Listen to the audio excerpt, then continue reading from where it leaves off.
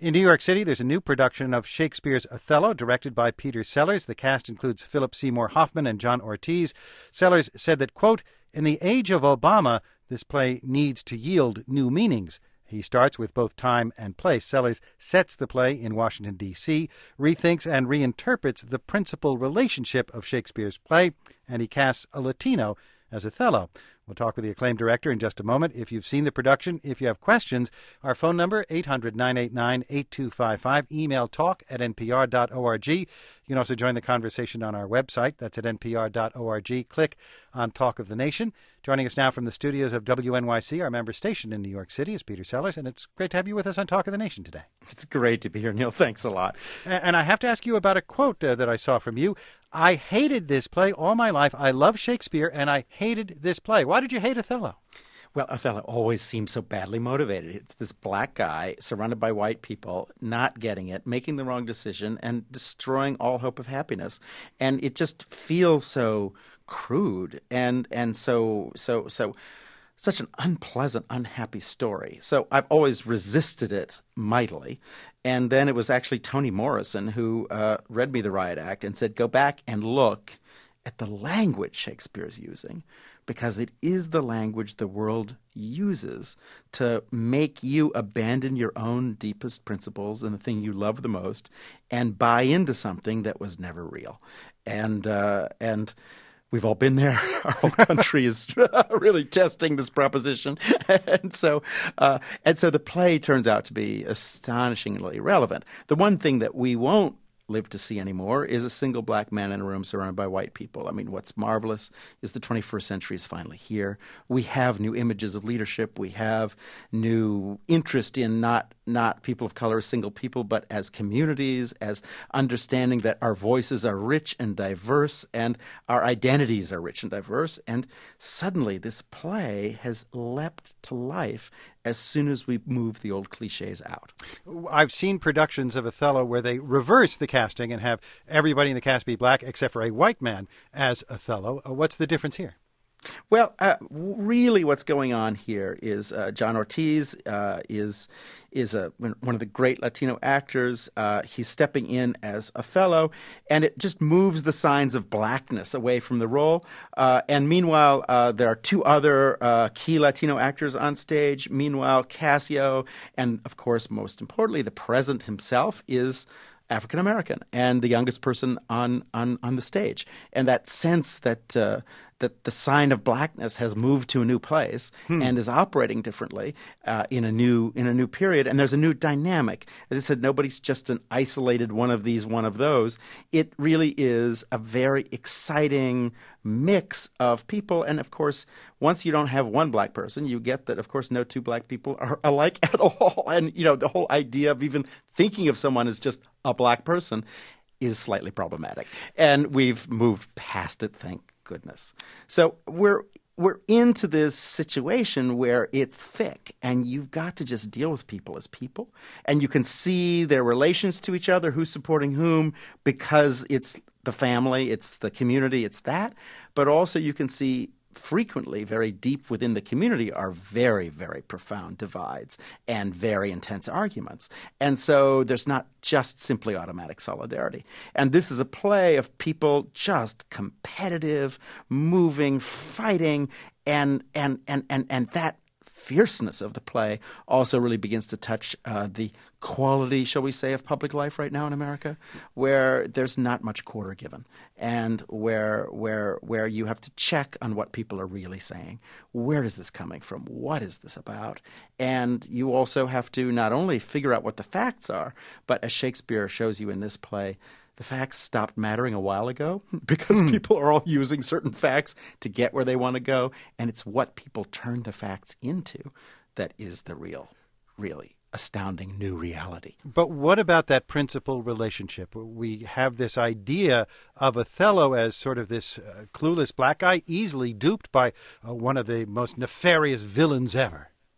Well, I think, we're in a period where people need villains. You want to point to somebody and say they're evil, when in fact, everybody's actually human, and most people think what they're doing is right, which is the most appalling part. I mean, the hardest part to deal with. And actually, there's not just villainy. But Shakespeare goes out of his way to show you Iago as somebody whose unhappiness, whose loneliness, whose weirdness, whose humiliation, and the fact that his wife really is sleeping with Othello. There's and he's some not righteous paranoid. anger there, yeah. The anger is real and deep. And you just can't say, oh, he's an evil person. And that kind of bush talk is not helpful. The world is not divided into evil and good people. Every human being is divided into good and evil. That's what's so fierce about what we are, and why we're fighting in our own souls for ourselves, moment by moment.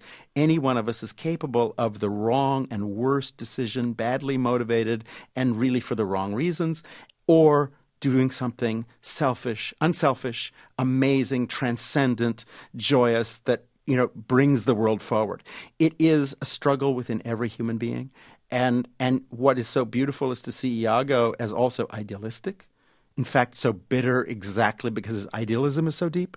And to see Othello as not simply an innocent who's entrapped, but also somebody who's been, living rather dangerously and not completely honest about a lot of his own activities. All of that set within the framework of the military, where the black and white is what it means. Shakespeare's not using black and white as skin tone. He's using it as people who are thinking in black and white and can't deal with ambiguity, strange things where both things are true. This question where the world actually is not in black and white. Meanwhile, Iago didn't get promoted, so he's rotated out of the military and is like those folks who, as you know, leave those high-level, particularly top secret positions with their Rolodexes intact and then start making money in the civilian world, but without the code of ethics that's required when you're in uniform. I think we all call them beltway bandits. Yes. So it's also, the breakfast room at the Hyatt in Alexandria where those arms deals are being made. It's a fierce place. Let's get some callers in on the conversation. The guest, of course, is Peter Sellars, the director of Othello, presented at the Public Theater and the Labyrinth Theater at the NYU Skirball Center. And we'll begin with Connie. Connie calling us from Grand Rapids. Hi. Hi, Connie. Go ahead, please. Well, what I was curious about when I heard you say that there was a Latino playing Othello, I wanted to know if the director could comment on kind of public perception of Moors at the time the play was written versus public perception of Latinos at this time. And I can take the answer off the air. Okay, Connie, thank you. Oh, that's great. Shakespeare uses the word more all the time, and he's constantly making all kinds of puns with it. More of this and less of that. He's always he wants more, and so you're in this the way Shakespeare thinks of more, and of course, as the caller has indicated, more is not a racial category. It's this bizarre, amazing mix that comes from a culture that was alive in the south of Spain in Shakespeare's lifetime, one of the world's richest cultures, where Muslims and Jews and Christians lived and worked together in this amazing moment of harmony in the history of the world. And that culture in the south of Spain is part Arab, part African, part European, part Mediterranean, Greek, Turk. All of these cultures found this incredible mix in the south of Spain. And it was one of the most richest moments in human history for philosophy. Maimonides, for example, the great Jewish philosopher. All of this comes out of this rich, rich, rich cultural moment. So Shakespeare is referencing a kind of darker skin, perhaps, but also a culture that you can't call other, because like most of Latin America today, everyone is part something, and you can't divide it up anymore. And I always tell my students at UCLA who want to go to Europe for the summer, go to Latin America instead. It's just like Europe, but it has an African beat. It's what's so cool is Latin America is European, profoundly. And it's indigenous and Indio, and it's African, and it has the largest Japanese and Korean populations. I mean, what's so cool about Latin America right now, and even the term Latin, is it is by definition mixed. And that is by definition the world we live in. The most marvelous thing is nothing is pure, nothing is singular. All of us have complicated mixed identities. And so this beautiful mixing, or as we imagine the blending of the kids that Othello and Desdemona are going to have.